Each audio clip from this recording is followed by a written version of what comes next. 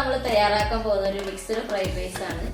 അപ്പൊ ഇതിൽ ഞാൻ നിങ്ങൾക്ക് A to Z കാര്യങ്ങൾ പറഞ്ഞു തരുന്നുണ്ട്. അപ്പൊ നിങ്ങൾക്ക് മനസ്സിലാകും വളരെ ഈസി ആയിട്ട് ഉണ്ടാക്കാൻ പറ്റുന്ന ഒരു രുചികരമായിട്ടൊരു വിഭവമാണിതെന്ന്. മാത്രമല്ല നിങ്ങളുടെ അഭിപ്രായങ്ങൾ കമന്റ് സെക്ഷനിൽ ഇടണം. പിന്നെ അവിടെ ഒരു ചെറിയൊരു ബട്ടൺ ഉണ്ട്, നമ്മുടെ സബ്സ്ക്രൈബ് ലൈക്ക് ബട്ടൺ. അപ്പൊ അത് എല്ലാവരും ഒന്ന് അമർത്താൻ മറക്കരുത്. അപ്പൊ നമുക്ക് വീഡിയോയിലേക്ക് കിടക്കാം. ഇതിനായിട്ട് ഞാനിവിടെ 250 ml കപ്പില് 1 കപ്പ് റൈസാണ് എടുത്തു വെച്ചിട്ടുള്ളത്. എന്നിട്ട് ഇതിനെ നന്നായിട്ട് കഴുകി വൃത്തിയാക്കിയതിന് ശേഷം അരമണിക്കൂർ വെള്ളത്തിൽ സോക്ക് ചെയ്ത് വെക്കണം. അങ്ങനെ അരമണിക്കൂർ ആയതിനു ശേഷം ഞാനിത് കുക്കറിലാണ് വേവിച്ചെടുക്കുന്നത്. അപ്പോൾ അതിനെ കുക്കറിലേക്ക് ഇട്ടതിന് ശേഷം ആവശ്യത്തിന് ഉപ്പിട്ട് കൊടുത്ത് അതിലേക്ക് 1 കപ്പ് അരിക്ക് 1.5 കപ്പ് വെള്ളം ഒഴിച്ചിട്ട് ചൂടുവെള്ളം ഒഴിച്ചിട്ടാണ് വേവിച്ചെടുക്കുന്നത്. പിന്നെ ഇതൊരു വിസിൽ വന്നാൽ നമുക്ക് ഗ്യാസ് ഓഫ് ചെയ്തിട്ട് 5 മിനിറ്റിന് ശേഷം തുറന്നു നോക്കാം. ഇനി റൈസ് തയ്യാറാക്കുന്നതിലേക്ക് ആവശ്യമായിട്ടുള്ള ഇൻഗ്രീഡിയൻസ് നോക്കാം. Carrot, beans, cabbage, capsicum. ഞാനിവിടെ 3 ടൈപ്പ് ക്യാപ്സിക്കാണ് എടുത്തു വെച്ചിട്ടുള്ളത്. പിന്നെ ഒരു മീഡിയം സൈസ്ഡ് ഒനിയൻ അരിഞ്ഞു വെച്ചിട്ടുണ്ട്. പിന്നെ ഇതിലേക്ക് 3 അല്ലി വെളുത്തുള്ളി അരിഞ്ഞു വെച്ചത്, 2 മുട്ട, 250 ഗ്രാം ചിക്കനും 250 ഗ്രാം പ്രോൺസും. ഇനി നമുക്ക് പ്രോൺസിനെ മാരിനേറ്റ് ചെയ്തെടുക്കണം. ഇനി അതിനായിട്ട് പ്രോൺസ് ഒരു ബൗളിലേക്ക് ഇട്ട് കൊടുത്തിട്ട് ആവശ്യത്തിന് ഉപ്പും 1 ടീസ്പൂൺ സോയാ സോസ് ആഡ് ചെയ്ത് കൊടുക്കുന്നുണ്ട്. പിന്നെ ഇതിലേക്ക് ആവശ്യത്തിന് കുരുമുളക് പൊടി ആഡ് ചെയ്തിട്ട് നല്ലവണ്ണം മിക്സ് ചെയ്ത് ഒരു 10 മിനിറ്റ് റെസ്റ്റ് ചെയ്യാൻ വെക്കാം. ഇതുപോലെ തന്നെ നമുക്ക് ചിക്കനെയും ചെയ്തെടുക്കണം. ചിക്കൻ ഇട്ട് കൊടുത്ത് അതിലേക്ക് ആവശ്യത്തിന് ഉപ്പിട്ട് കൊടുത്തിട്ട് സോയാ സോസ് 1 ടീസ്പൂൺ ആഡ് ചെയ്ത് കൊടുക്കാം. അതിനുശേഷം കുരുമുളക് പൊടി ആഡ് ചെയ്തിട്ട് ഇതിനെയും നമുക്ക് നല്ലവണ്ണം മിക്സ് ചെയ്ത് 10 മിനിറ്റ് റെസ്റ്റ് ചെയ്യാനായിട്ട് മാറ്റി വയ്ക്കാം.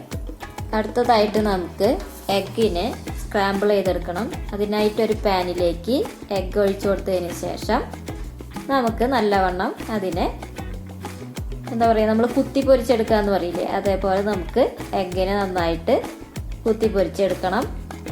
അപ്പം അങ്ങനെ എഗ്ഗിനെ ഇവിടെ നമ്മൾ സ്ക്രാമ്പിൾ ചെയ്ത് വെച്ചിട്ടുണ്ട്.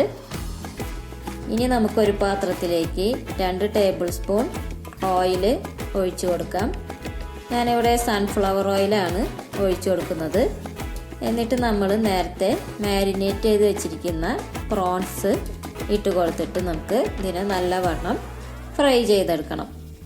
അപ്പോൾ ഞാനിവിടെ ഈ പ്രോൺസ് ഇട്ട് കൊടുത്തിട്ട് നല്ലവണ്ണം ഫ്രൈ ചെയ്തെടുക്കുകയാണ്. ഇനി നമുക്ക് ഇത് നല്ല ഫ്രൈ ആയതിനു ശേഷം ഇതിനെ ഒരു പ്ലേറ്റിലേക്ക് മാറ്റി വയ്ക്കാം. ഇതുപോലെ തന്നെ നമ്മൾ ചിക്കനെയും ഫ്രൈ ചെയ്തെടുക്കണം. അപ്പോൾ അതിനായിട്ട് ഇതേ പാത്രത്തിലേക്ക് ഞാൻ 1 ടേബിൾ സ്പൂൺ ഓയിൽ ഒഴിച്ച് കൊടുക്കുന്നുണ്ട്.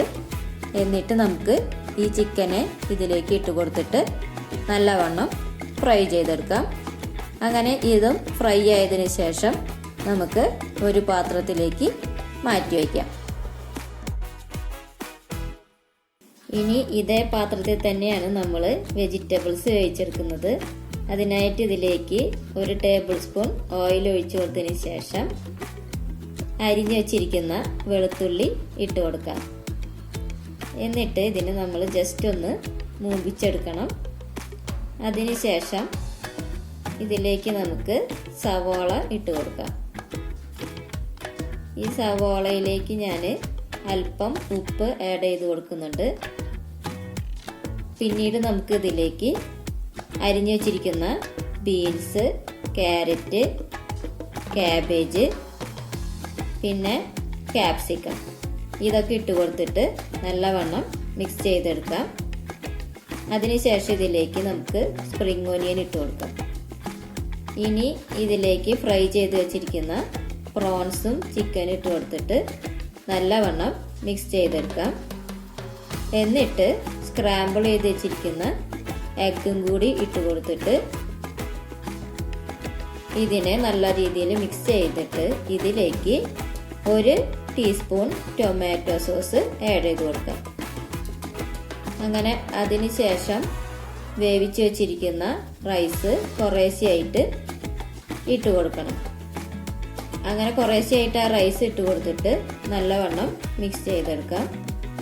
പിന്നീട് ഇതിലേക്ക് അല്പം കുരുമുളക് പൊടിയും കൂടിയും ആഡ് ചെയ്ത് കൊടുക്കുന്നുണ്ട്. മാത്രമല്ല കുറച്ച് സ്പ്രിംഗ് ഓനിയനും ഇട്ട് കൊടുക്കുന്നുണ്ട്. അങ്ങനെ ഈ സ്പ്രിംഗ് ഓനിയനും കൂടി ഇട്ട് കൊടുത്താൽ നമ്മുടെ രുചികരമായിട്ടുള്ള ഫ്രൈഡ് റൈസ് ഇവിടെ റെഡി ആയിട്ടുണ്ട്. അപ്പം നിങ്ങളെല്ലാവരും ട്രൈ ചെയ്ത് നോക്കണേ. പിന്നെ വീക്കെൻഡ്സിലൊക്കെ ഉണ്ടാക്കാൻ പറ്റിയിട്ടുള്ള ഒരു വെറൈറ്റി ആയിട്ടുള്ള ലഞ്ച് റെസിപ്പിയാണിത്. അപ്പം എല്ലാവരും ട്രൈ ചെയ്ത് നോക്കിയിട്ട് നിങ്ങളുടെ അഭിപ്രായങ്ങളൊക്കെ അറിയിക്കണേ. അപ്പോൾ നമുക്ക് അടുത്ത വീഡിയോയിൽ കാണാം. ബൈ.